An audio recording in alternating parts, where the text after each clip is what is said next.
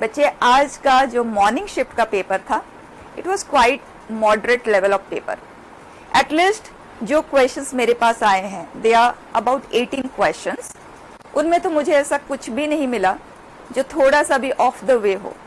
जो हम एक बेसिक लेवल पे प्रैक्टिस करते हैं, बस उसी तरह के क्वेश्चंस है। Let's just quickly discuss them. देखिए, so first question, in triangle ABC there are 18 points. On side AB there are P1, P2, P3, P4, P5, 5 points are there. On side BC P6, P7, P8, P9, P10, P11। इसका मतलब यहाँ AB side के ऊपर 5 points लिए गए हैं and BC side के ऊपर 11 minus 6 plus 1, 6 points are taken. And on side AC we have total of 7 points. Okay. अब क्वेश्चन ये कह रहा है कि by joining any 3 points from P1, P2 so on till P18 to form a triangle, how many such triangles are possible. Fine, तो इसे आप दो तरह से अटेम्प्ट कर सकते हैं। बच्चे, जब हम 3 पॉइंट को ज्वाइन करते हैं, ट्राइंगल ना बने, ये पॉसिबिलिटी कब होती है? When all the 3 points are collinear, right? So one way of answering is you select any 3 out of this 18 but they shouldn't be collinear. मतलब तीनों के तीनों पॉइंट यहां से नहीं होना चाहिए, तीनों के तीनों इसमें से नहीं होना चाहिए, या तीनों के तीनों इसमें से नहीं होना चाहिए, right? This is one way of answering.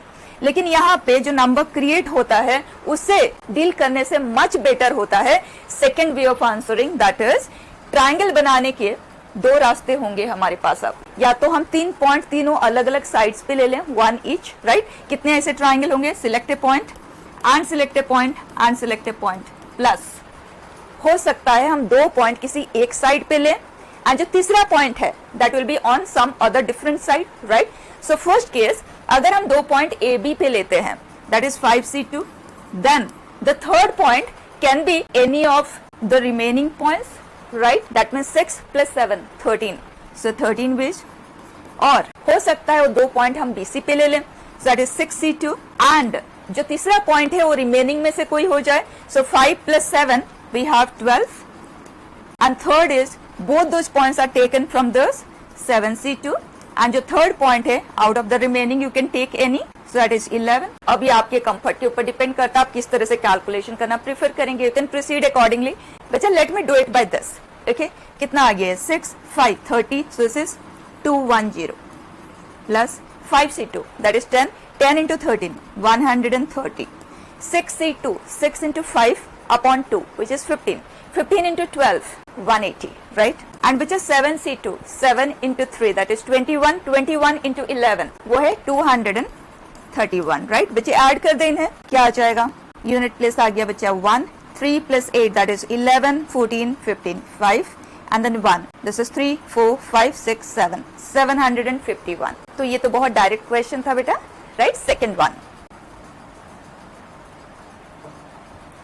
बच्चा, it says f of x is defined into 2 branches, x minus 2 for all x belonging to 0 to 2, minus 2 when x is minus 2 to 0, and h of x is defined like this, and we are supposed to integrate h of x in the interval 0 to k where k is greater than 0, but it is understood that k even has to be smaller than 2, क्योंकि f of x जो है वो defined ही है -2 से 2 के interval में, तो उसके बियॉन्ड तो k होगा नहीं, and k is some positive number। और जो h of x है बच्चे वो मॉड्यूलस से डील करता हुआ है, तो इन सिचुएशन में बेस्ट तरीका होता है ग्राफिकली प्रोसीड कर जाएं। तो बताएं f of x का ग्राफ 0 से 2 के इंटरवल में x - 2, मतलब पॉजिटिव स्लोप वाली लाइन है, x = 0 पे, ये -2 पे है, 0, -2, and when y is 0, x is 2, that means ये हो गई वो line segment. And second branch है इसका -2 से 0 के इंटरवल में y = -2, मतलब ये वाली लाइन। फाइन, ये है graph of y = f of x, and h of x frame करने के लिए हमें इन दोनों के ग्राफ की जरूरत है, दोनों को ऐड करेंगे, will be able to frame h of x। तो सबसे पहले f of mod x, तो f of x से f of mod x का ग्राफ फ्रेम करने के लिए क्या स्टेप इन्वॉल्व होता है बच्चे? We discard the portion of the graph which is on the left side of y axis, and जैसा राइट में है उसी का मिरर इमेज हम ले लेते हैं दूसरी तरफ। तो बताएं f of mod x का ग्राफ क्या कुछ ऐसे है? यस। अब आ जाते हैं mod of f of x पे, पूरे फंक्शन का मॉड्यूलस, मतलब जब कभी भी वो ग्राफ एक्स एक्सिस से बिलो है हम उसे पॉजिटिव बनाने के लिए ऊपर की तरफ शिफ्ट कर देते हैं।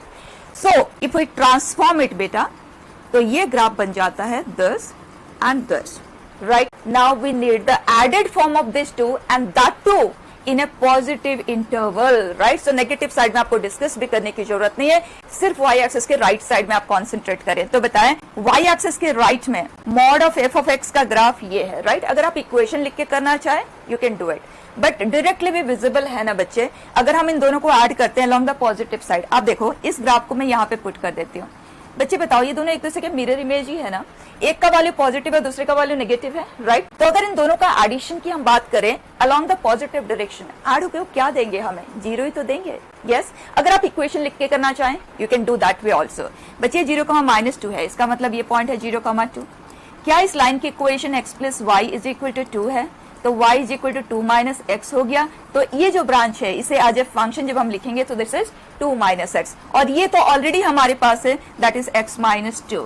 अगर आप इन दोनों को ऐड करते हैं ना we get 0, that means h of x along the positive direction is all throughout 0, so when you integrate it it's going to give us 0. Clear?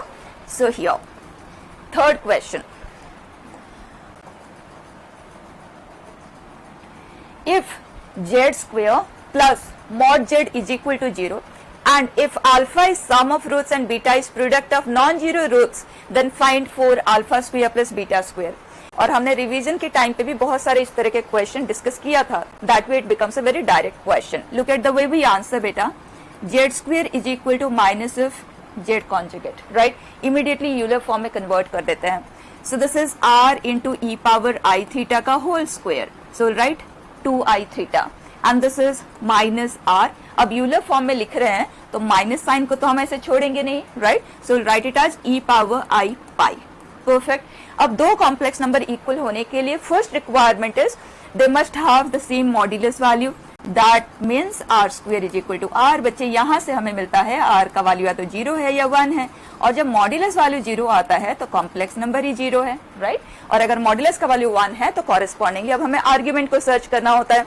अब दोनों तरफ दो कॉम्प्लेक्स नंबर है, for them to be equal एक तरफ का जो argument है that should be 2n pi plus the other, right? That means theta is 2n plus 1 pi by 2। बच्चे थीटा की पॉसिबिलिटीज क्या क्या आई? n को अगर हम 0 पुट करते हैं this is pi by 2 and 3 pi by 2। इसके आगे अब हमें कंटिन्यू नहीं करना है क्योंकि हमें एक रिवॉल्यूशन वाले पोजीशन लेना होता है, मतलब 0 से 2 पाई के इंटरवल में। उसके आगे फिर वही कॉम्प्लेक्स नंबर रिपीट होंगे तो हमें उनसे कंटिन्यू नहीं करना है। सो आर्ग्यूमेंट हमें मिल गया, मॉड्यूलस वैल्यू हमारे पास है, तो यहाँ से हमारे पास दो सोल्यूशन क्रिएट हो रहे हैं। One is E power i pi by 2 and second is E power I 3 pi by 2। बच्चा एक है अयोटा, दूसरा है माइनस अयोटा। अब क्वेश्चन ने कहा if alpha is sum of the roots and roots है ये और ये, तो बच्चा अल्फा का वैल्यू आ गया 0 and beta is the product of non zero roots. इसका मतलब अयोटा एंड माइनस अयोटा के प्रोडक्ट की बात हो रही है जो कि है 1। Then what is value of 4 times of alpha square plus beta square? Clearly. और इस क्वेश्चन को बच्चे आप पार्टीशन फॉर्म से भी डील कर सकते थे, z is equal to x plus i y लेते हुए, राइट? तो ये क्वेश्चन में कोई डिफरेंस सा नहीं था, ये वही टाइप है, right? Next, f of x is equal to बेटा, okay, defined in 3 branches and it says it is continuous at x equal to 0, then what is value of alpha square plus beta square? तो क्या question direct नहीं है बच्चे? आप देखें left hand limit के लिए we need to solve this 0 by 0 form है। आप स्टैंडर्ड लिमिट का यूज लेना चाहें तो आप इसे 2 sin square x लिख सकते हैं, और you can even directly proceed with LH rule. तो यहाँ से क्या आ जाएगा? sin square x by x square x tends to 0 पे ये बन जाता है 1। so left hand limit is 2, fine, and that must be the function value at x equal to 0 क्योंकि हमें continuous बनाना है ना, so that is equal to alpha। and right hand limit क्या आ जाएगा बेटा? x tends to 0 प्लस की बात हो रही है, स्क्वायर रूट का इन्वॉल्वमेंट है, we can write it as 2 sin square x by 2 square root upon x बचा √2 beta mod of sine x by 2। इस पे टेस्टिंग होती है। दो यहाँ पे अगर हम मॉड्यूलस यूज ना भी करते हैं तो कोई फर्क नहीं पड़ता क्योंकि x 0 प्लस है एंड 0 प्लस के लिए ये एक पॉजिटिव क्वांटिटी है, तो यहाँ पे मॉड्यूलस का इंपॉर्टेंस नहीं रहा। And √2 beta and sine x by 2 upon x tends to 0 के लिए ये बनता है half, so this is beta by √2, right? तो यहाँ पे इन तीनों को अब हम कर देते हैं इक्वेट, और यहाँ से alpha is 2 and beta is 2 √2 and we are supposed to find alpha square plus beta square, so that is 4 plus 8। बच्चा आंसर इज 12। ये कॉन्टिन्यूटी का एक बहुत एलिमेंटरी क्वेश्चन था। नेक्स्ट बेटा,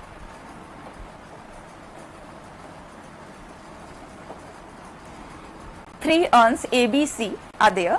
A has 7 red and 5 black balls. B has 5 red and 7 black balls. C has 6 red and 6 black balls. One urn is selected and black ball is taken out. Find probability that the selected urn is A.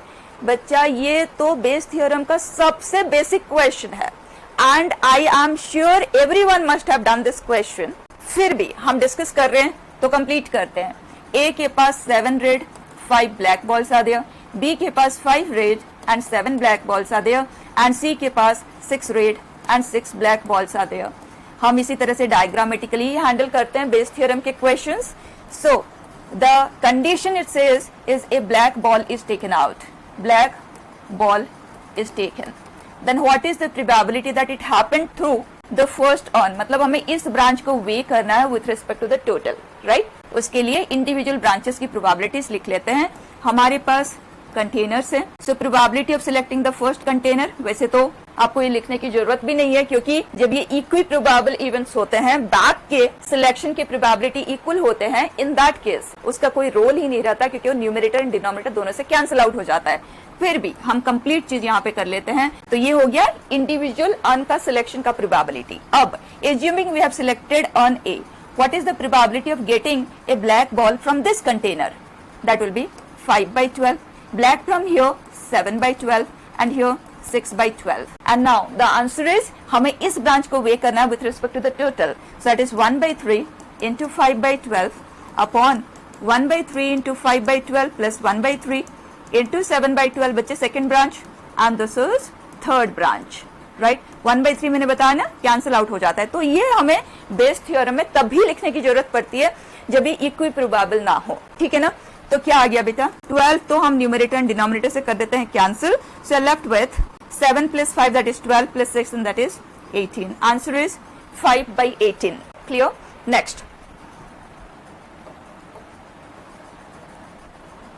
If 2 and 6 are the roots of the equation ax square plus bx plus 1 equal to 0, have roots ये कुछ भी नहीं है, repeat हो गया.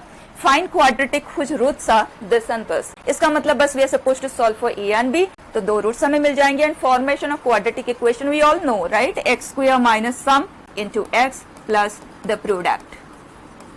ठीक है ना. तो a एंड b को सॉल्व करने पे ध्यान देते हैं. बच्चे 2 and 6 are the roots of this equation. तो यहाँ पे अब आपके पास दो तरीके हैं. या तो आप क्वाड्रेटिक को फ्रेम कर लें और इसके साथ कंपेयर कर लें, या आप सम एंड प्रोडक्ट के हेल्प से वर्क कर ले. It is completely your choice. मैं फ्रेम करके ही करती हूँ. बताएं. Quadratic will be x square minus sum plus the product. अब इसे और इसे आप कंपेयर कर लें. So corresponding coefficients must be in proportion. So x square का कोएफिशिएंट का रेशियो, एक्स का कोएफिशिएंट का रेशियो, कांस्टेंट टर्म का रेशियो. बच्चा ए आ गया is 1/12 and b is -8/12. Simplify करना चाहें कर सकते हैं, बट यहाँ पे भी हमें इन दोनों को फर्दर ऐड करना है तो बेटर है हम ऐसे ही रहने देते हैं. जरूरत पड़ेगी तो विल सिंप्लीफाइड देयर. ठीक है. अब इन वैल्यूज की हेल्प से इन्हें फ्रेम कर लेते हैं. सो that is 1/2a plus b. बचा what is it -6/12 which is -2. तो एक रूट तो हमें मिल गया. सेकेंड पे आ जाते हैं. दिस इज 1 बचा 6a is 6/12 plus b that is -8/12 -2/12 which is -1/6 reciprocal -6. बच्चे दोनों रूट्स हमें मिल चुके हैं. अब इक्वेशन फ्रेम कर ले. X square minus sum of the roots which is -8. So minus of minus that will become plus the product is 12. Look at the options बच्चे now. Direct. ठीक है. Next.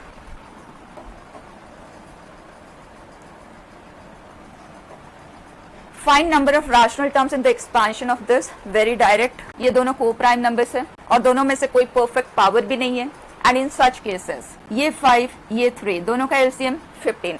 दैट मीन्स जो भी rational term होंगे ना वो 15 के gap पे ऑकर करेंगे, राइट. और हमारे पास जो टोटल नंबर ऑफ टर्म्स है वो 16 है. तो एक रैशनल टर्म तो कंफर्म है. बस हमें ये देखना है 15 टर्म्स में से एक टर्म हमें मिल गया. जो एक्स्ट्रा एक और टर्म है, क्योंकि टोटल टर्म 16 है, क्या वो रैशनल होगा या इरैशनल होगा, right?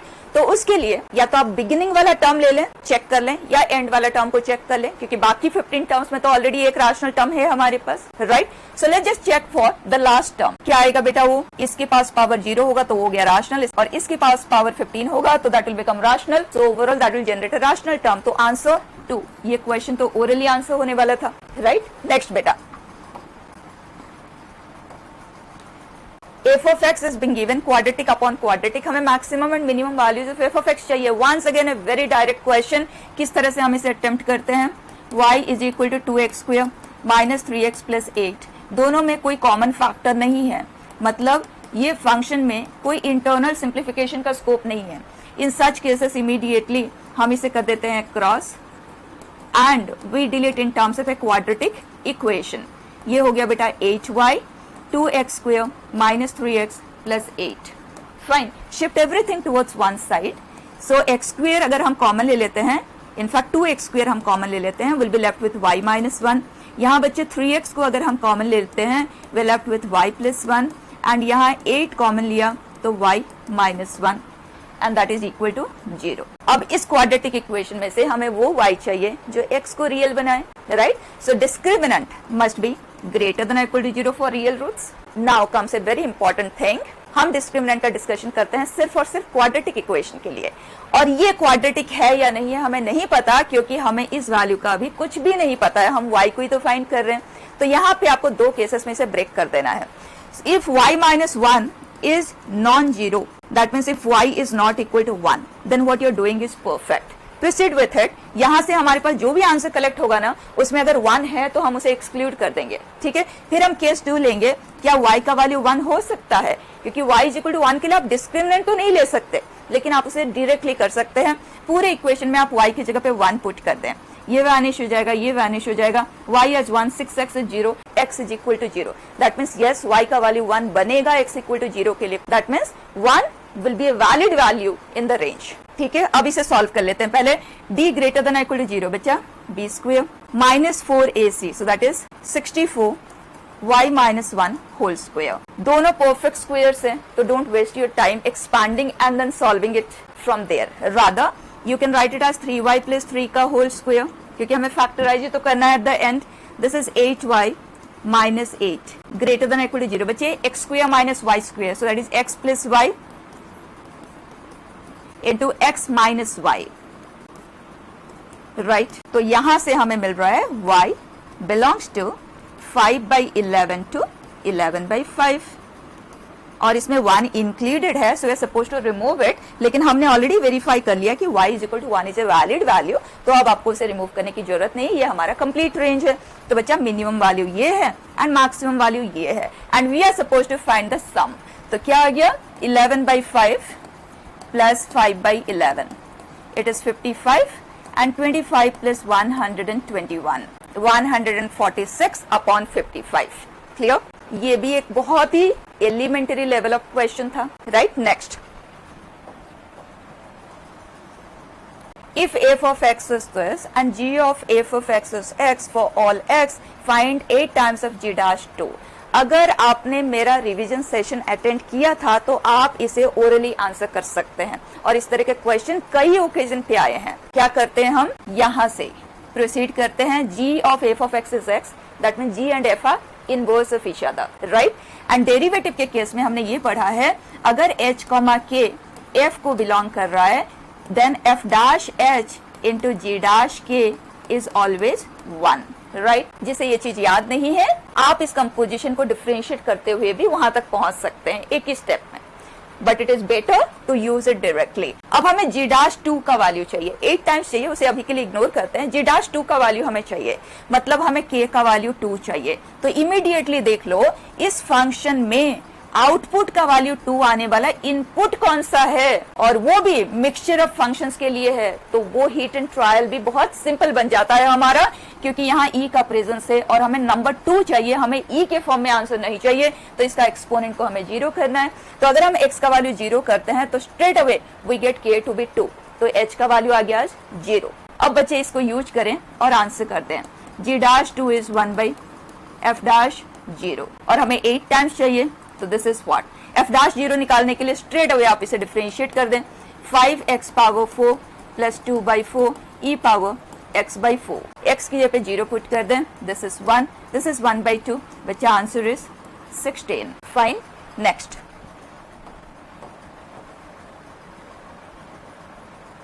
a square is inscribed in the circle whose center is which 5, 3 and its radius beta 25 plus 9 minus 30 square root and that is 2. Radius इसका 2 unit है and we are supposed to inscribe a square in it such that one of its side is parallel to this. मतलब एक side का slope 1 होना चाहिए. तो clear हो गया, दो साइड होंगे जिनका स्लोप 1 होगा and the other sides will have slope -1. तो अगर आप कोऑर्डिनेट्स को सॉल्व करके करना चाहें, you can very well do it, but what I will prefer doing is मैं 4 रैंडम पॉइंट ले लेती हूँ जो स्क्वायर बनाते हो, फिर देखेंगे अगर साइड का डायरेक्शन रोल प्ले करता है तो हम उसे उस तरह से यूज में लेंगे, अदरवाइज ये कहा जाएगा कि लोकेशन मैटर ही नहीं करता. तो उसके लिए इस सर्कल पे बच्चे पैरामेट्रिक फॉर्म में मैं एक पॉइंट ले लेती हूँ, रैंडम जगह पे मैं पॉइंट ले रही हूँ, that is h plus r cos theta, सिर्फ c लिख देती हूँ, okay, 3 plus r sin theta. बच्चे अगर हम स्क्वायर बना रहे हैं तो क्लियर है दो डायगोनल परपेंडिकुलर बाइसेक्टर होंगे, तो मतलब 90 डिग्री आपको फर्दर जाना है, तो पैरामेट्रिक एंगल अब बन जाएगा थीटा प्लस 90 डिग्री. तो ये हो जाएगा 5 plus 2 cos theta plus 90 degree, that is minus sine theta. तो इसे हम लिख देते हैं आज minus sine comma k plus r sine theta plus 90 degree and that is cos, that is 2 cos. और ये हो जाएगा फर्दर 90 डिग्री मतलब 180 degree from here, that means they are diametrically opposite points. तो डायरेक्टली लिख देते हैं 5 minus 2 cos theta 3 minus 2 sine theta. दोनों का जो मिड पॉइंट आएगा वो यही वाला पॉइंट होगा. उसी तरह से इन दोनों का मिड पॉइंट ये है, सो that is 5 plus 2 sine theta 3 minus 2 cos theta. Fine. अभी के लिए हमने इसे थीटा में ही रहने दिया है. अगर थीटा की एक्चुअली जरूरत पड़ेगी then will solve for by taking the direction, otherwise हमें आंसर ही मिल जाएगा. तो इसे करके देखते हैं. what are we supposed to find? xi square plus yi square का summation, ठीक है ना. तो बता दें 5 plus 2 cos square 3 plus 2 sin का square plus 5 minus 2 sin का square plus 3 plus 2 cos square plus 5 minus 2 cos का square plus 3 minus 2 sin का square and last 5 plus 2 sin square plus 3 minus 2 cos square. Fine. Perfect square को open करके अपना time waste नहीं करना है, ठीक है. आप देखें ये और ये x plus y whole square plus x minus y whole square क्या मिलता है बच्चे हमें? Twice of x square plus y square. Fine. उसी तरह से इन दोनों का कंबाइंड फॉर्म हमें क्या देगा? Twice of x square plus y square 25 plus 4 sine square, right. अब इन दोनों को हम ऐड कर देते ताकि इस कॉलम का समेशन तो हमें मिल जाए, ठीक है ना. तो 2 आ गया common, 50 plus 4 sine square plus 4 cos square that will become 4. बच्चा ये आ गया 108. फाइन. अब उसी तरह से दूसरी तरफ आ जाते हैं बच्चे. इन दोनों का कंबाइंड फॉर्म क्या हो जाएगा? Twice of x square plus y square 9 plus 4 sine square, और इन दोनों का twice of 9 plus 4 cos square. दोनों को हम कर देते हैं कंबाइंड, 2 आ गया कॉमन, 18 प्लस 4 बच्चा व्हाट इज इट? 44. अब दोनों को कंबाइन कर देते हैं, ऐड कर देते हैं बच्चे. 108 plus 44 what do we get? 152. तो हमें थीटा की कहीं जरूरत ही नहीं पड़ी सॉल्व करने की. इसका मतलब यहाँ पे जो एक्स्ट्रा इन्फॉर्मेशन गिवन है that is only A redundant information, ठीक है. नेक्स्ट,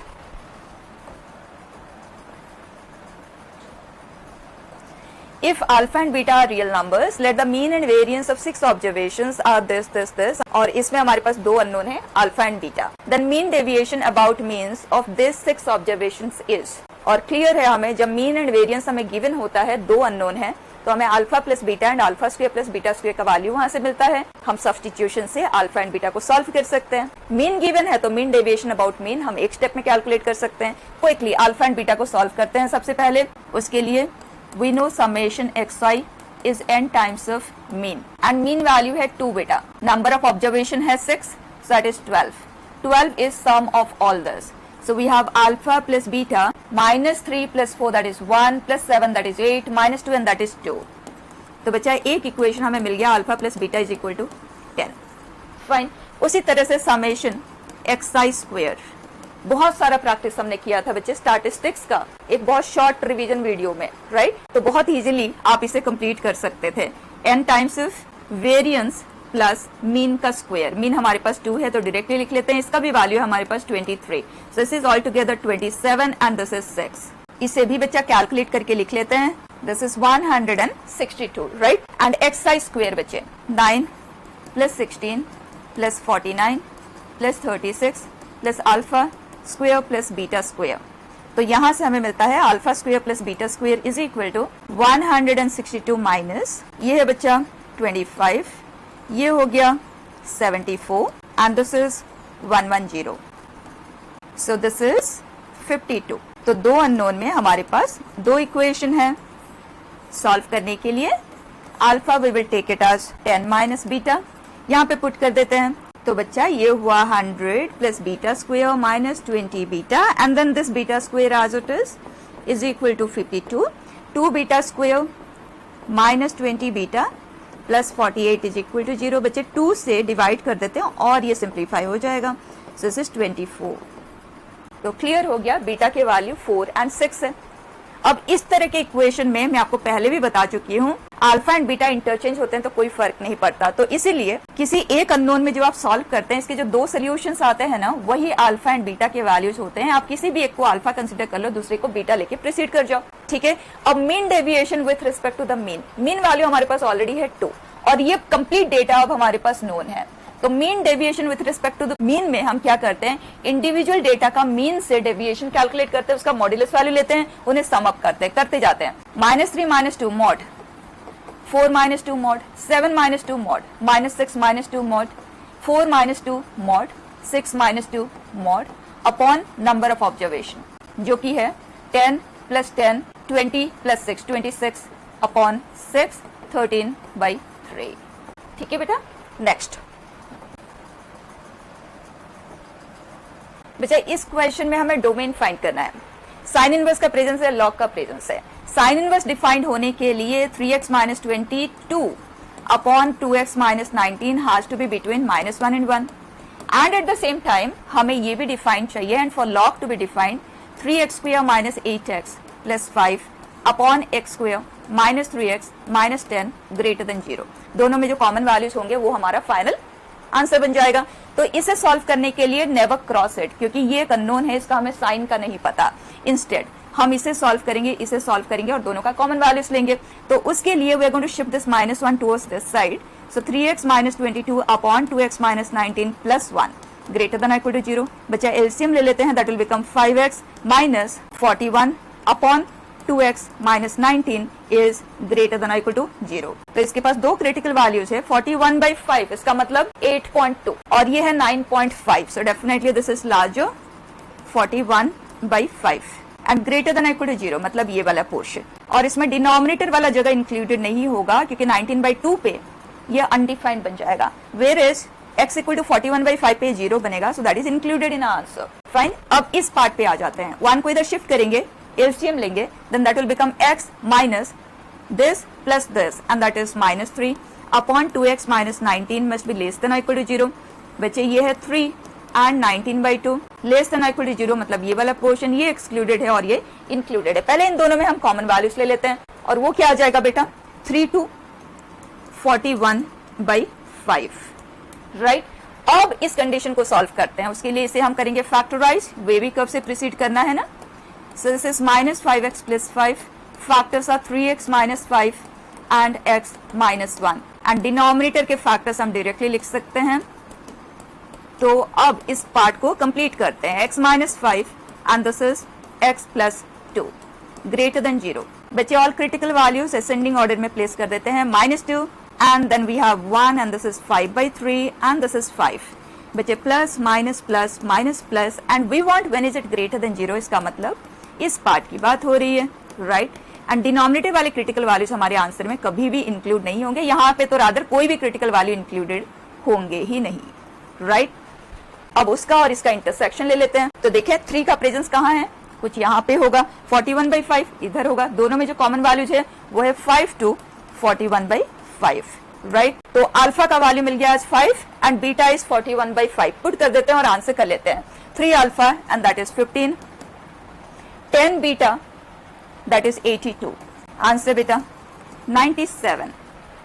थोड़ा सा लिखना जरूर पड़ा, लेकिन बहुत ज्यादा कुछ भी नहीं है, ये किया जा सकता बहुत easily within 2 minutes of time, right. Next,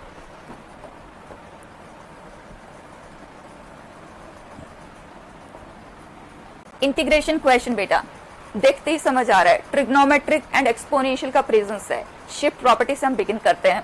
a plus b minus x, so sine square minus x that is sine square x upon 1 plus 2 power minus x, उसे हम लिख लेंगे आज this, and limits minus π/2 to π/2। इसे हम i consider कर लेते हैं। The given question is also i।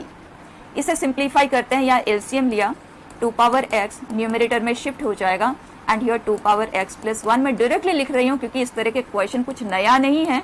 PYQs में भी ढेर सारे हैं और अदरवाइज भी जब आप प्रैक्टिस करते हैं तो इस तरह के क्वेश्चंस करते ही हैं। अब दोनों फॉर्म्स ऑफ i को हम ऐड करेंगे, before shift property and after shift property. So 2i, बच्चे लिमिट्स माइनस π/2 टू π/2, ये पार्ट कॉमन आ जाएगा and will be left with 1 plus 2 power x and common part sine square x upon 2 power x plus 1, ये हो गया cancel.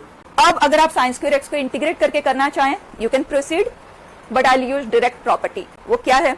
a plus b minus x, we are getting back the same question. जब shift property के use से हमें same question वापस मिल जाता है, इसका मतलब वो सिमेट्रिकल है about the middle. So minus π/2 से π/2 जो मिडिल वैल्यू है वो 0 है, तो twice 0 to π/2। Okay, this is 2i। तो बच्चा i का वैल्यू आ गया 10। हमने sine power n x dx 0 to π/2 के लिए याद रखा है, आप उसके हेल्प से कर सकते हैं, या तो आप फिर से शिफ्ट प्रॉपर्टी के यूज से भी कर सकते हैं। एग्जैक्ट साइन स्क्वायर एक्स के इंटीग्रेशन पे आपको जाने की जरूरत नहीं है। तो अगर आप फिर से इसमें शिफ्ट प्रॉपर्टी यूज करते हैं तो ये cos स्क्वायर एक्स में कन्वर्ट हो जाएगा। तो बच्चा 2i, अगर हम दोनों को ऐड करते हैं तो sine square plus cos square that will become 1 dx 0 to π/2 and that is integration is clear. Next question, the coefficient of x power 7 in this multinomial having 4 terms, try करो क्या वो factorize हो सकता है? Clearly this is 1 minus x square 1 minus x, this is 1 minus x square into 1 minus x, जिसे हम 1 plus x into 1 minus x का whole square भी लिख सकते हैं। अब आपके पास ये दो ऑप्शन है टू प्रोसीड। यहाँ पे अगर आप इस तरह से करते हैं, कंप्लीट तो हो जाएगा बट एक्स्ट्रा राइटिंग होगा क्योंकि हमने पावर को भी इंक्रीज कर दिया, दोनों को हमने x में कन्वर्ट कर दिया है। तो इन सच केसेस अगर किसी बाइनोमियल के पास हायर एक्सपोनेंट ऑफ x है ना, क्योंकि आप कोएफिशिएंट फाइंड कर रहे हैं, आप वहीं पे रुक जाएं, that is a better choice. 1 minus x whole power 6, हमें x पावर 7 का कोएफिशिएंट चाहिए। अब आप ध्यान से सुने, यहाँ x स्क्वायर का प्रेजेंस है, दैट मींस इस एक्सपेंशन में x का हमेशा इवन पावर का प्रेजेंस से क्रिएट होगा, ठीक है।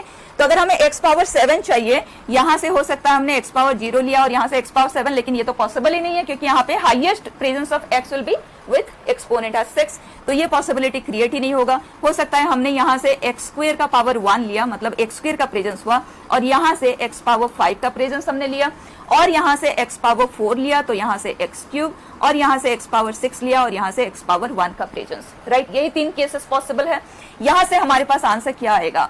एक्स स्क्वायर हमने यहाँ से क्रिएट करना है, मतलब इसका प्रेजेंस हमें एक बार लेना है, तो जो टर्म बनेगा बेटा that will B minus 6c1 into x square. हमें सिर्फ कोएफिशिएंट ही चाहिए, तो माइनस 6c1, और यहाँ से हमें x पावर 5 का प्रेजेंस चाहिए, तो फिर से माइनस, तो 2 minus, it will become plus 6c5। इस तरह से डायरेक्टली कोएफिशिएंट लिखने के प्रोसेस हमने बहुत अच्छे से डिस्कस किया हुआ है, राइट। तो उसी तरह से कंप्लीट करते हैं बच्चे। x पावर 4 चाहिए, मतलब x स्क्वायर का प्रेजेंस हमें 2 बार चाहिए, तो अगर ये इवन टाइम्स आता है तो यहाँ पे साइन प्लस आ जाएगा, एंड यहाँ से हमें x क्यूब चाहिए तो माइनस साइन होगा 6c3। Then next x power 6, मतलब ये हमें 3 बार चाहिए, और टाइम्स है तो माइनस साइन तो मिलेगा हमें साथ में, एंड यहाँ x power 1 so minus 6c1, that's it. और वैल्यू भी छोटे छोटे से कंप्लीट कर लेते हैं बच्चा। 6c1 is 6, 65 is also 6, this is overall minus 62 का वैल्यू बेटा 6 into 5 upon 2 that is 15, and 63 का value 6 into 5 into 4 upon 3 factorial and that is 20, and 2 minus this will become plus 63 का value है बच्चा 20 and 61 is 6, so that is 120. अब बताएं, what do we get? This is 300 and बचा 120. 36 plus 120, that is 156, minus 300, it is minus 144, right? Look at the options here. The next question beta on parabola, that is also a direct question.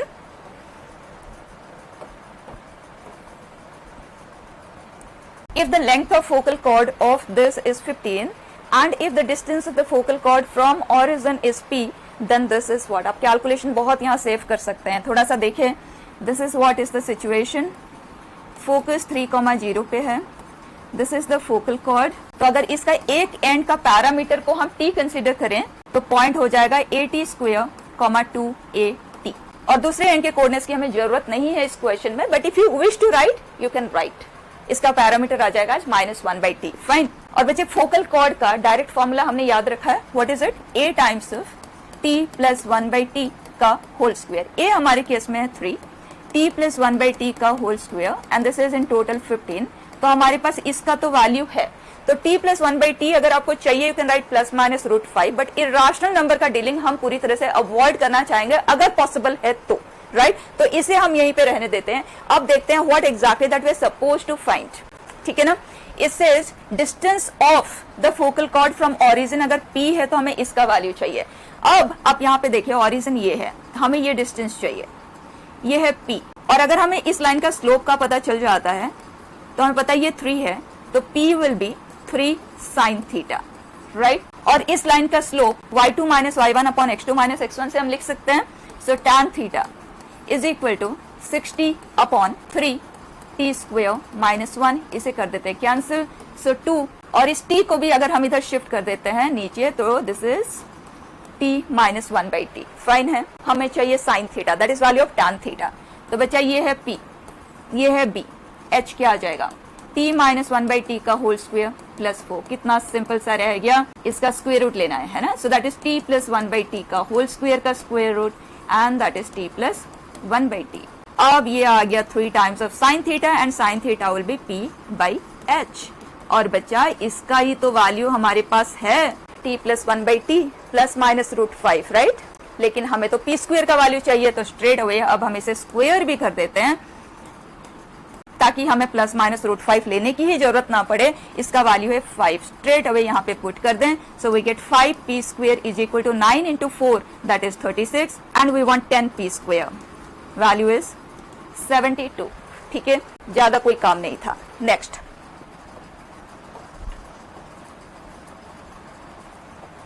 Question on limit. लेकिन बहुत ही simple question है, orally भी किया जा सकता है. 0/0 form का क्वेश्चन है. आप देखें 6 पावर 1/3 6 पावर 1/3 और ये है 5 पावर 1/2 5 पावर 1/2.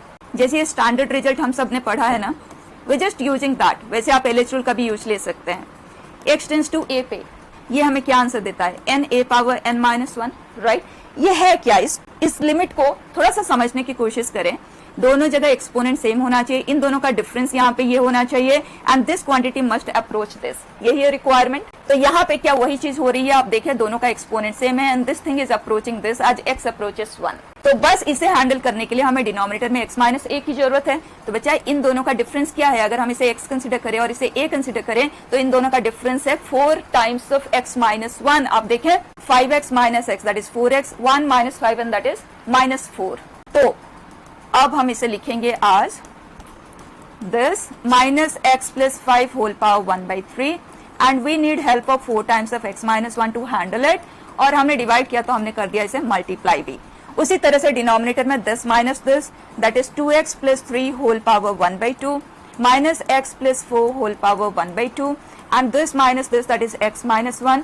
हमने डिवाइड किया तो मल्टीप्लाई भी हमने कर दिया. ये हो गया कैंसिल एंड इस लिमिट को अब आप ध्यान दें आज x अप्रोचेस 1. ये इस टाइप का क्वेश्चन बन जाता है और उसका आंसर आ जाएगा आज n a पावर a. हम इसे कंसिडर कर रहे हैं and x has 1 this is becoming 6. Right. So 6 power n-1 बच्चा क्या आ जाएगा?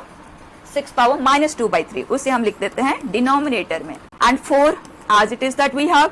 एंड बच्चे इसका रिजल्ट आ जाएगा आज 1/2. a जो की है 5 power n-1 that will become 1/√5. Right. अब ये हो गया simplify 8√5 upon 3 into 6 power 2 by 3। बस आंसर कर दे बच्चे कंपेयर करते हुए। m is 8, n is 3, that's it। ठीक है, नेक्स्ट बेटा। इन ए जीपी T1 मतलब term 1 is 2, term 2 is P, term 3 is Q। Immediately हम इसे ले लेते हैं आज A, AR आज P एंड AR स्क्वायर, मतलब हमारे पास तीन टर्म है 2, 2R एंड 2R स्क्वायर। बच्चा ये है P और ये है Q, तो हमारे पास एक अननोन है R। Now it says these are also the terms of an AP, 7th term, 8th term and 13th term. तो अगर उस AP का फर्स्ट टर्म को A कंसिडर करें एंड कॉमन डिफरेंस को D, then this is A plus 6D, और बच्चा ये है A plus 7D and this is A plus 12D। हमारे पास है तीन unknown R, A and D and we have generated 3 equations. आप देखें, this is equal to 2, A plus 7D is equal to 2R and A plus 12D is equal to 2R square। आप A, D and R के values को solve करेंगे, उसके बाद it says if the fifth term of the GP R आ जाएगा तो fifth term मिल जाएगा, that is nth term of the AP and AP का A एंड D भी सॉल्व हो जाएगा, तो n का वैल्यू हम इमीडिएटली वहां से सॉल्व कर सकते हैं। So our main objective is to solve for A, D and R। अब तो बच्चा इसके आगे मुझे करने की जरूरत नहीं है, तीन अननोन तीन इक्वेशन है, इन दोनों को सब्ट्रैक्ट करेंगे D एंड R में एक इक्वेशन मिलेगा, इन दोनों को सब्ट्रैक्ट करेंगे D एंड R में सेकंड इक्वेशन मिलेगा, फिर दोनों में से आप D को एलिमिनेट कर दें, R का वैल्यू मिल जाएगा, दोनों को सॉल्व कर सकते हैं। And once you have A, D and R all three values, simple सा काम है बच्चे, fifth term of the GP मतलब 2R power 4 is equal to nth term of the AP। A का वैल्यू है आपके पास, D का वैल्यू है, तो n को आप एक स्टेप में कैलकुलेट कर सकते हैं, ठीक है ना, और आप इसे खुद ही कंप्लीट कर सकते हैं। तो इस डिस्कशन का बस एक ही ऑब्जेक्टिव है, जिनके आगे पेपर आने वाले हैं feel very comfortable, level of questions down ही हुआ है पहले से, अप नहीं है किसी भी तरह से, तो एकदम फियरलेस हो जाएं, एकदम कॉन्फिडेंटली एग्जाम देने जाएं, ठीक है। All the very best.